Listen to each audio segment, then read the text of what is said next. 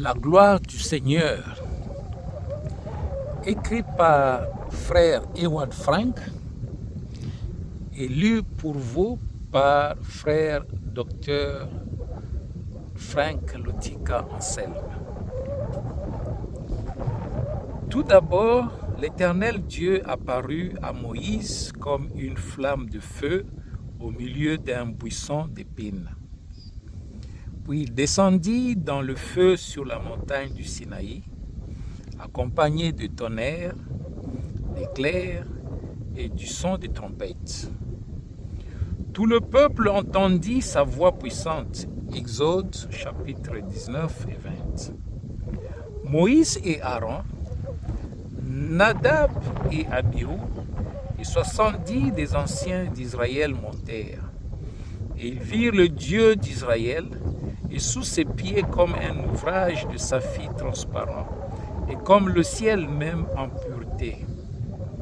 Et il ne porta point sa main sur les nobles d'entre les fils d'Israël. Ils virent Dieu et ils mangèrent et burent. Exode chapitre 24, de versets 9 à 11.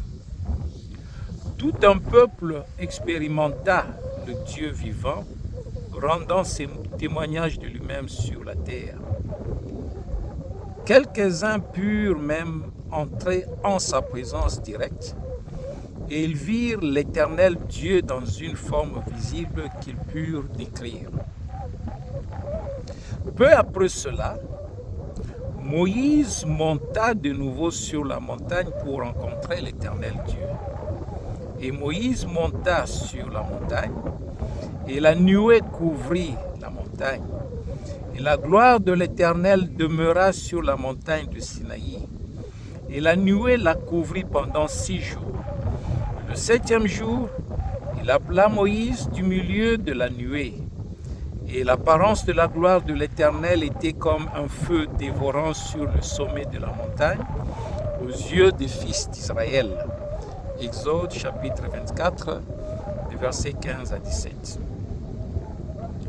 Chaque fois qu'il est question de la gloire de l'Éternel, il est toujours question de la Shekinah, qui est le mot hébreu pour la nuée apparaissant sous une forme visible, resplendissante de lumière éclatante et de majesté. La Shekinah elle-même est déjà la manière surnaturelle exprimant la présence de l'Éternel. C'est de cette manière que l'Éternel, pendant les 40 ans de marche à travers le désert, fut rendu visible à tout Israël lorsqu'il descendait sur la tente d'assignation pour parler à Moïse. Durant le jour, la Shekinah était semblable à une nuée, alors que pendant la nuit, elle était une colonne de feu rayonnant d'une puissante lumière. D'autres hommes de Dieu également ont vu la gloire de cette Shekinah. Il arriva que, comme les sacrificateurs sortaient du lieu saint,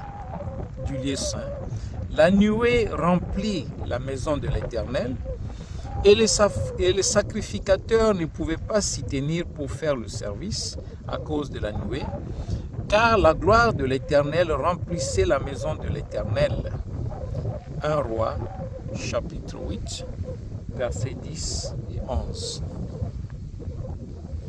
Le prophète Ésaïe vit l'Éternel sur son trône et il entendit les séraphins crier « Saint, Saint, Saint » et l'Éternel des armées. Toute la terre est pleine de sa gloire.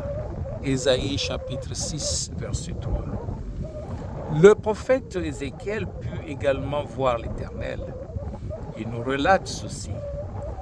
Depuis l'aspect de Sérin vers le haut et depuis l'aspect de Sérin vers le bas, je vis comme l'aspect du feu. Il y avait une splendeur tout autour, comme l'aspect de l'arc qui est dans la nuée en un jour de pluie. Tel était l'aspect de la splendeur tout autour. Ézéchiel, chapitre 1, versets 27 et 28. Le passage de l'Ancien au Nouveau Testament s'est fait d'une manière tellement parfaite que seul Dieu était capable d'accomplir cela.